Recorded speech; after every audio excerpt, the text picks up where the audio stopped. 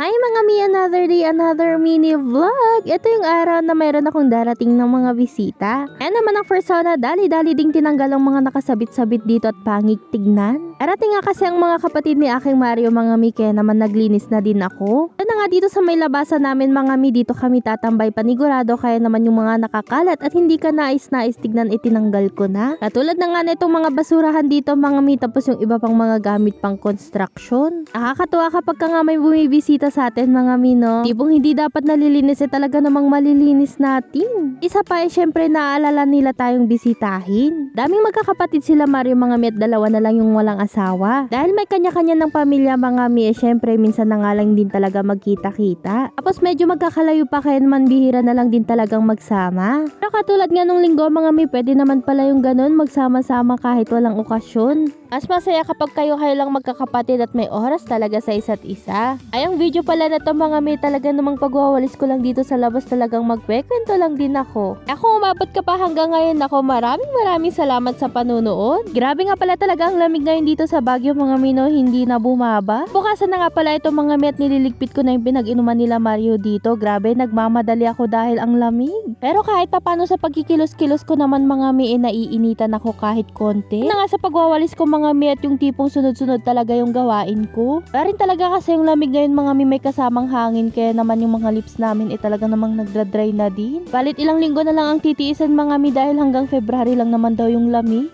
Siya mga mi, hanggang dito na lang. Salamat sa panonood. Bye-bye! Mwah! Totong dala ng bisita ko, pinamerienda ko na rin sa nagtratrabaho dito. Hi mga mi, another day, another mini vlog!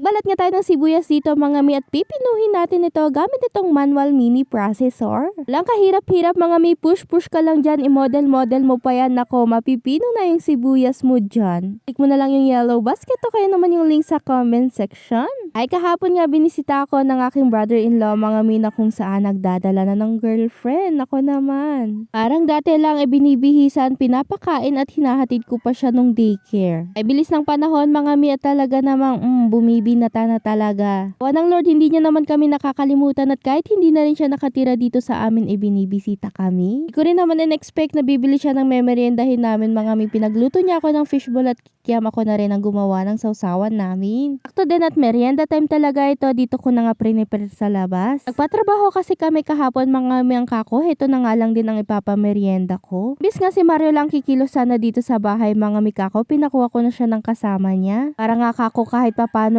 mabilis matapos at hindi siya gaanong mapagod. Mga mi, ang pagpapagawa namin sa bahay, hinay-hinay lang talaga, kulang sa budget. Pero ipinagpapasalamat ko talaga mga mi, at araw-araw meron namang natatapos. Kaya lang namin bayaran na tauhan mga mi, isa-isa lang po. Si Maria na nga ang pangalawa mga mi, na kung saan siya ang nagiging labor, ganun. Ay tulad na ngayon siyang pahinga-pahinga mga mi, basta nakikita niyang may nagagawa at may natatapos ay okay lang daw sa kanya, basta malakas siya. Sa ako ang isip at puso niya, nako masigla talaga yung kumilos, lalo na kapag may alak. Hoy, hindi!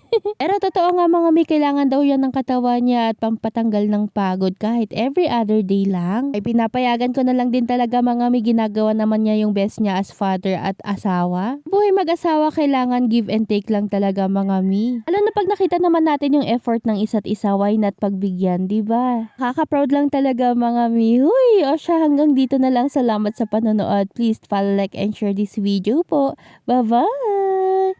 Mwah!